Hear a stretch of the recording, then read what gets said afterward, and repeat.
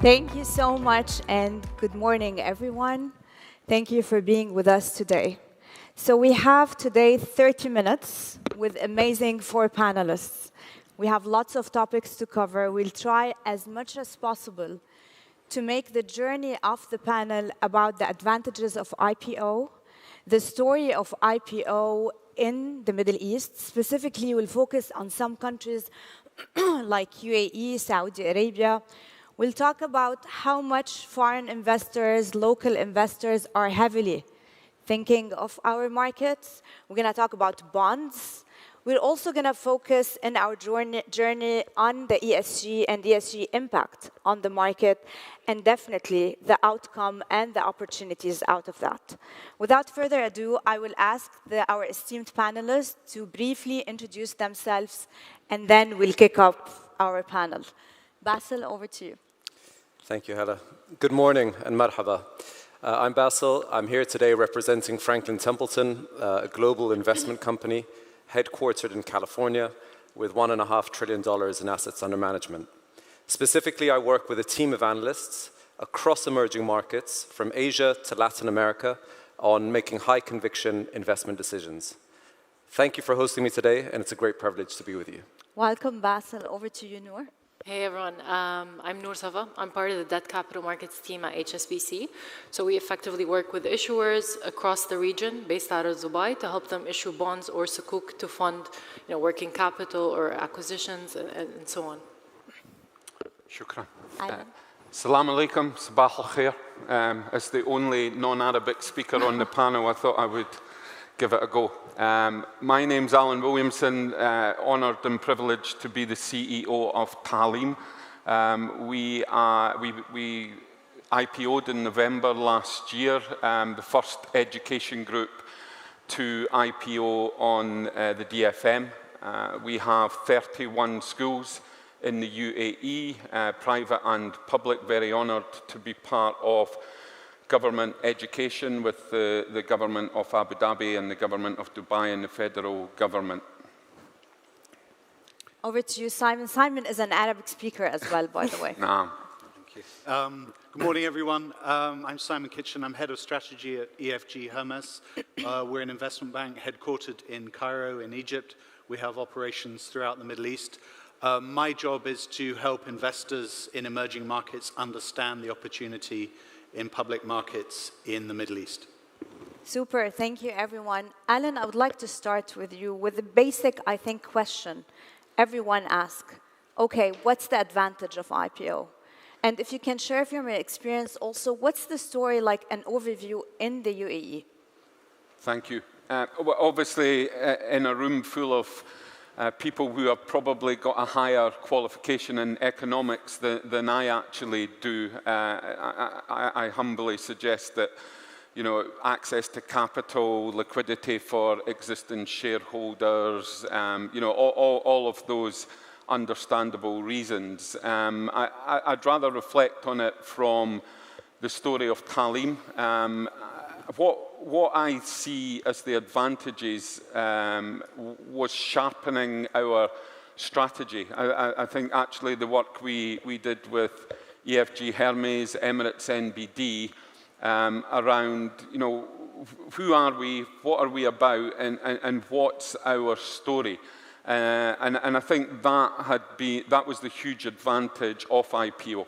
The second advantage is if you are a private company, obviously you are focused on delivering that strategy, but you may be delivering that for a family wealth fund or a small board of investors. When you are delivering that for a wide range of stakeholders, then the delivery of the strategy is actually hugely important. And again, it sharpens the focus on doing that. I think the final one for us was the ability to allow our staff, our parents, to access the growth story of Taaleem, to be part of the wealth creation that comes from running a profitable company. And we were very passionate about having a retail investment group that included our stakeholders. Amazing, Alan. Alan, Bassel, further to what Alan was saying, IPOs were there to add value to the economic growth. From your experience, how do IPO act as this catalyst for growth? And if you can give us also examples on Saudi Arabia as well. Sure, thank you, Hala. No, it's an excellent question because IPOs clearly act as a very crucial catalyst for growth, and they do so really through three very distinct stakeholders. The company, the founders, and the new investors coming in. So for companies, IPOs first and foremost provide the means to fund capital expenditure and mergers and acquisitions, using their valuable currency oftentimes as stock.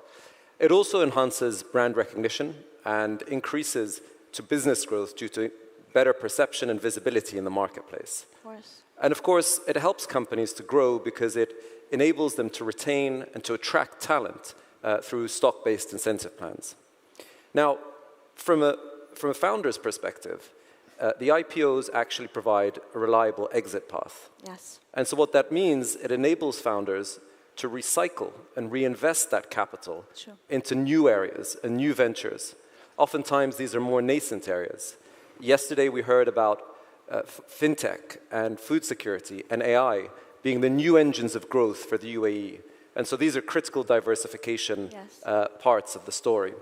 And for founding families, IPOs really support their growth by securing a very orderly transition in their businesses, whilst at the same time enhancing corporate governance standards.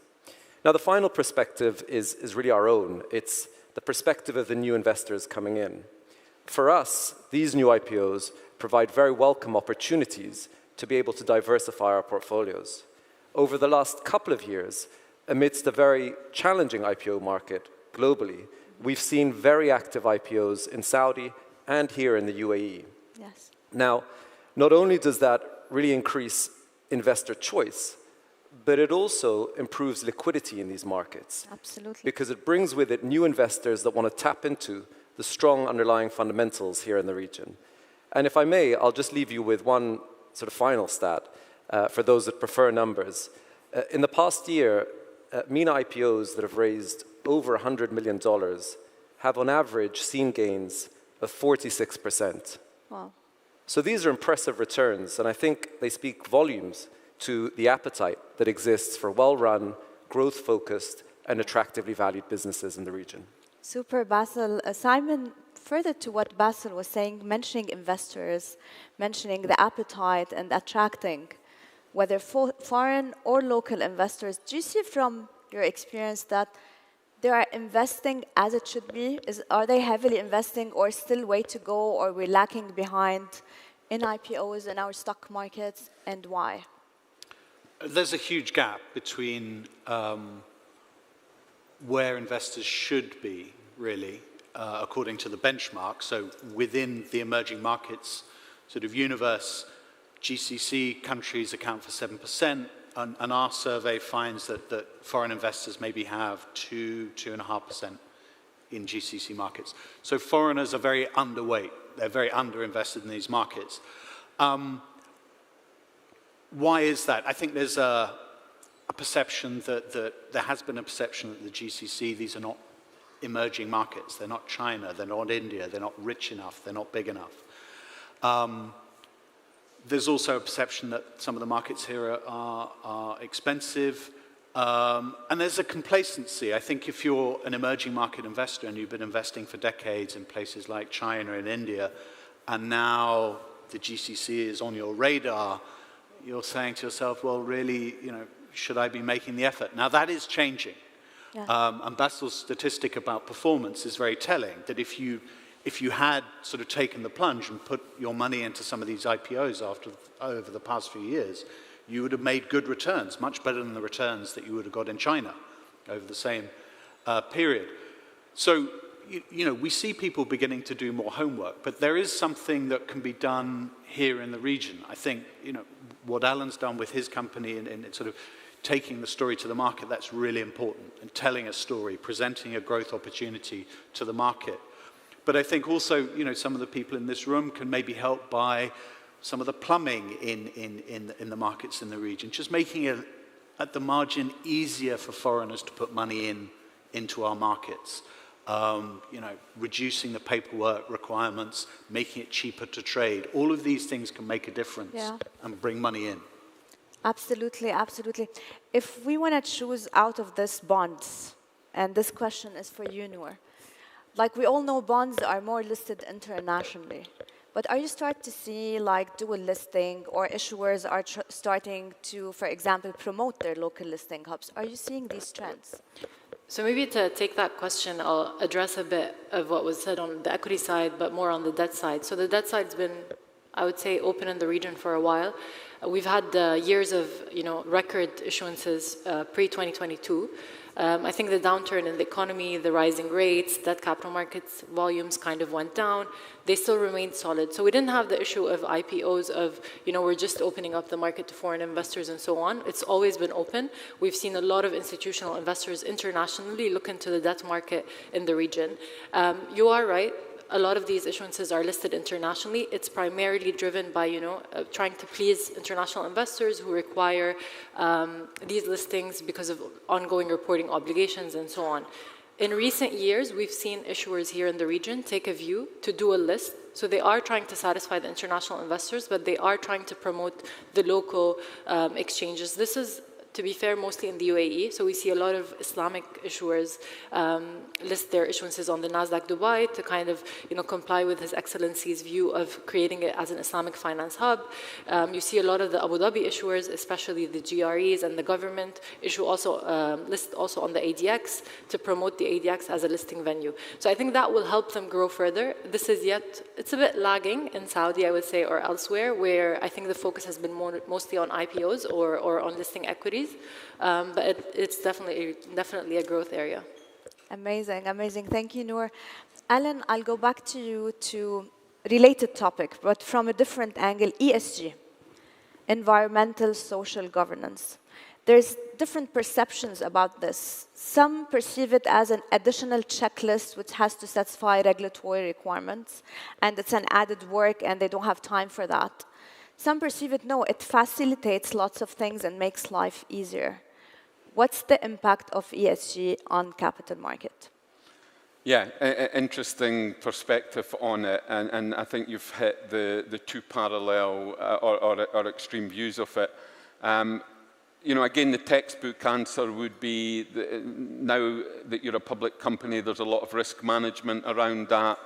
There's a lot of investment, you know, very, very proud of the UAE hosting COP. And, for example, in Talim, we've solar panelled every single school.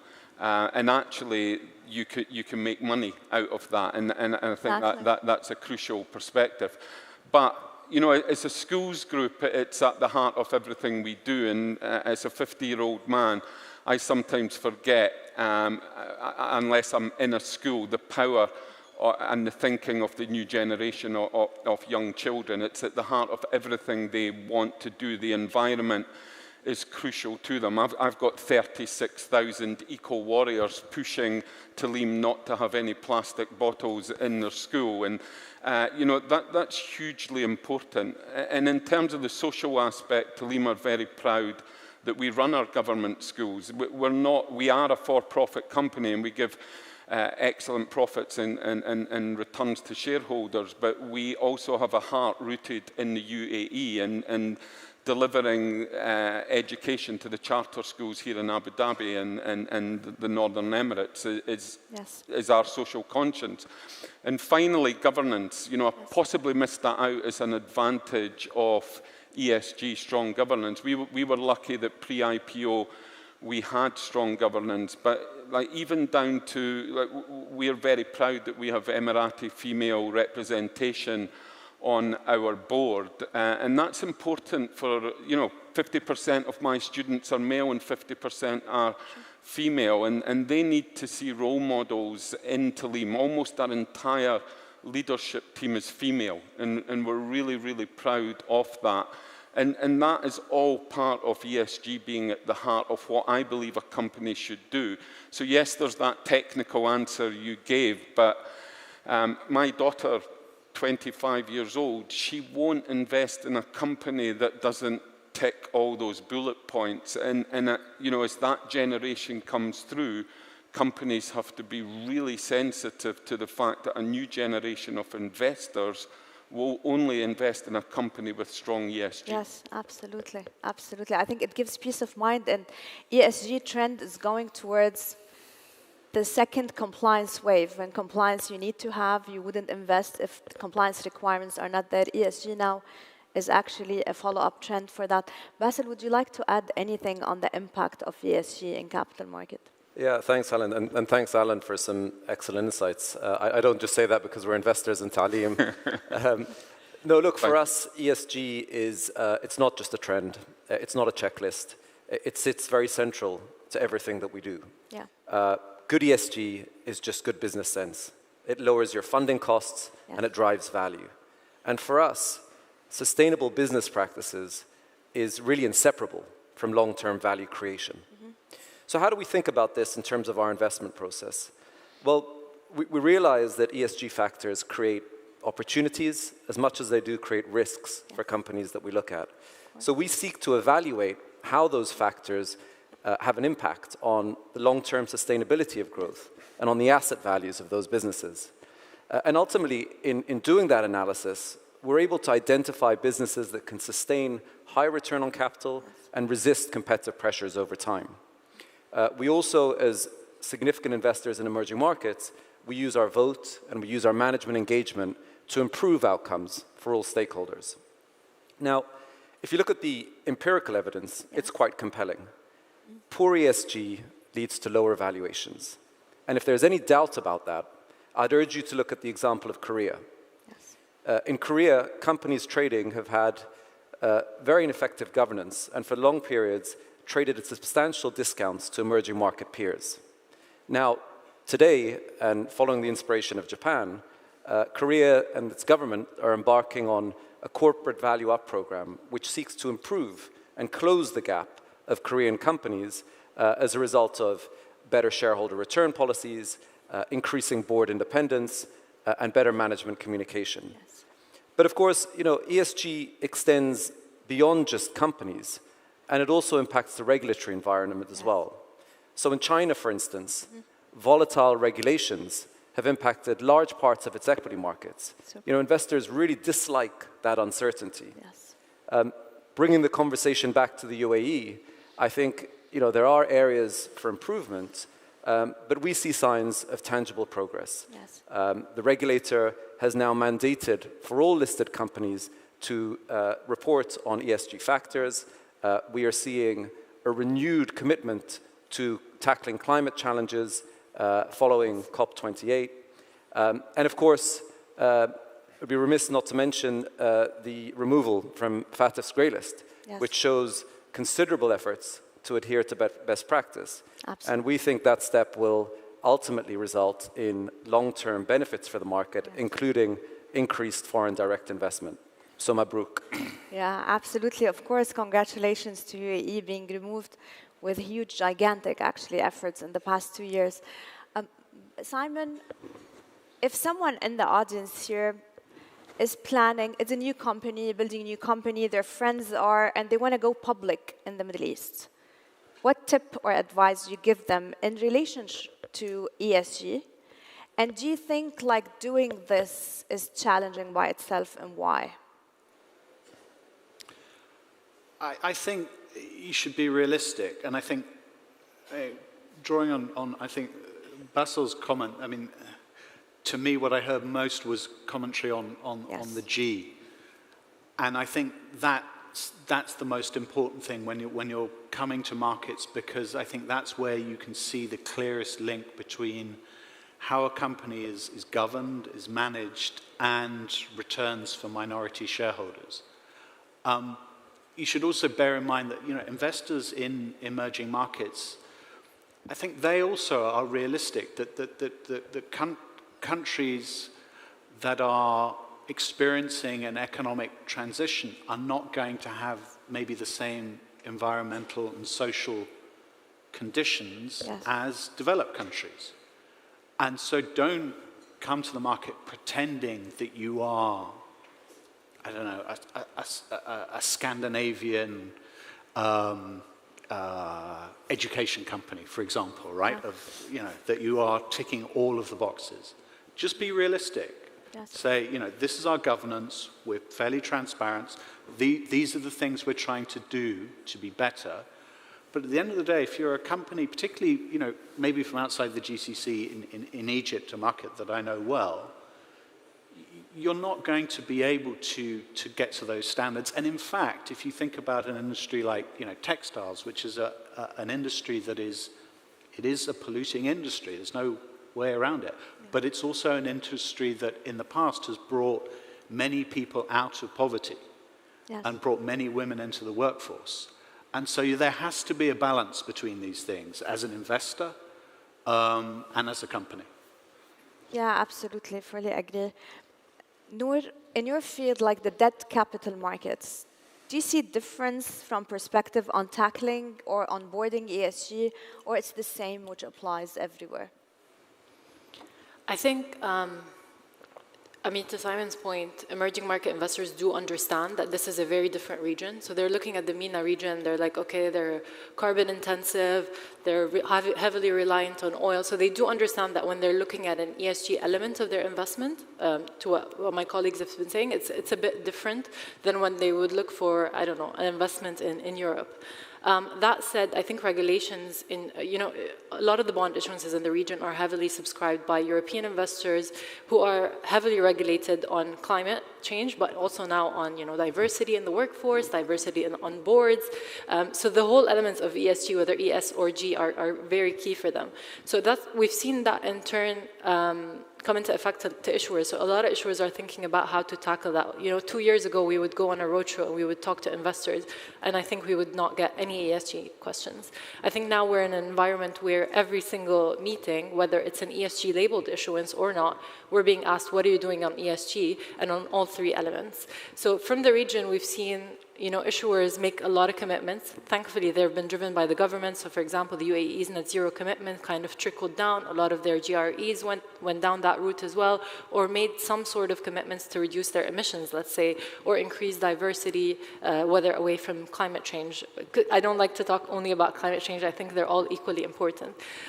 So I think that kind of driven our volumes up on ESG labeled issuances. So a lot of the issuances that we've seen in the region, I think over the last 5 years, we've seen doubling in numbers, where issuers such as, let's say, you know, to name names, FAB, EMBD, DP World, Talqa, they've all issued in green format or in sustainable format, trying to promote this ESG labeled issuance, which in turn promotes or cements their, you know, commitments, their sustainability commitments. So I think all in all, ESG has been very thematic, and it will continue to be.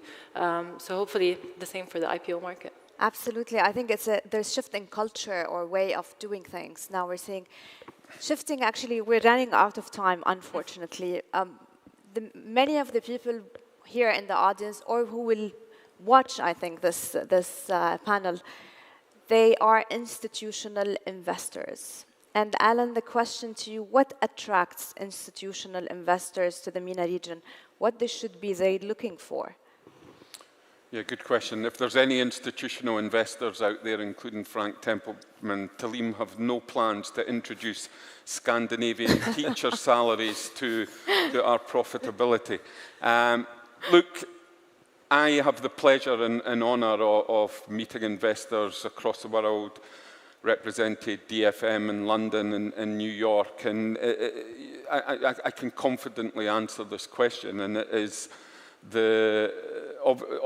both of the gentlemen on the panel, Bassel has given the exact figures, and Simon, it's the return on investment. It's there, it's clear. There's a fantastic opportunity. There's capital here in abundance. There's political stability, and that's the one that really comes through when you're speaking to international investors. Look at the performance of the Abu Dhabi Stock Exchange and the Dubai Stock Exchange compared with, you know, America and London, etc. over the last year. There's actually a real and genuine excitement when I speak to international investors about the UAE and the performance of the UAE. And whatever the geopolitical situation or the local political situation, the UAE government do amazing work to steer through stability, and credit to the government on that. The final one that I would add is the potential for growth, not just in the UAE, but in Saudi. For us as an education group, look at the statistics on the growth of a youth population. If you look at, say, America or Europe, or the reverse of the one-child policy in China, you're seeing an incredible population growth. Yes. And population growth is always going to be good for strong GDP and strong economy. And for us, the statistic is 65,000 young people are expected to come in to the UAE alone in the next 5 years. And for an education group, there can be no better economic environment to be working in. Yeah, absolutely. Bassel, what's your perspective from talking about emerging markets institutional investors? Is it the same? Yeah, let me try frame that in an emerging markets context. Look, I think today global markets have a huge degree of uncertainty. There's disagreement about the pace of rate cuts, coupled with a challenging growth environment. I think that suggests further volatility ahead. When you look at emerging markets, China has its own set of problems. It's dealing with deflation, weak consumption, a real estate glut, and a private sector that's having a capital strike. So in that context, we think that there are really two themes that shape emerging markets this year. The first is interest rate normalization, and that applies to countries like Brazil and like Mexico, where very high real rates have scope to come down quickly and create a tailwind for those equity markets. Yeah. The second set of countries really includes countries like India, Indonesia, Vietnam, and in our view, the GCC. Yes. And those are stories that can have and sustain structural growth amidst economic stagnation and in a growth-starved world. So I think those are the multi-year structural growth stories. So in terms of the appeal in that context of the GCC, I think it offers investors economic resilience on the one hand, backed by high sovereign assets, low government debt, but it also provides that growth, which is really being unlocked by economic, capital markets, and social reform. Yeah. And so if we look at sort of consumption or consumer-facing industries today, they're all being boosted by greater participation of females in the labor force, by increasing an attraction of talent from long-term residencies. And then at the same time, you've got investment-led growth, which is being supported by governments through expansive fiscal policy, large government spending. So really it's these government objectives to diversify their economies that are captured in very clearly defined and ambitious growth plans that is attracting new money into this region and likely to sustain. I would say that Simon's point today is very much accurate. As it stands, emerging markets investors have limited exposure to the GCC. Yeah. But we do see signs of that changing as those opportunities become more recognized by AIM investors. Absolutely. Actually, mentioning Simon. Simon, question to you, and briefly, we're running out of time, unfortunately. What strategies do you feel can work or apply to the Middle Eastern capital markets to sustain growth, to get us into a better place? I think the thing to remember or to think about is, why do you want capital markets? And I think it's a bridge between pools of capital and people, companies that need that capital. And I think the need is most acute maybe in Dubai and in Saudi Arabia, where they have ambitious plans, they have growth needs, and they need the money for it. Money is abundant, I think, in Abu Dhabi. I don't think there's any disagreement with that. But in some parts of the region, money is less abundant.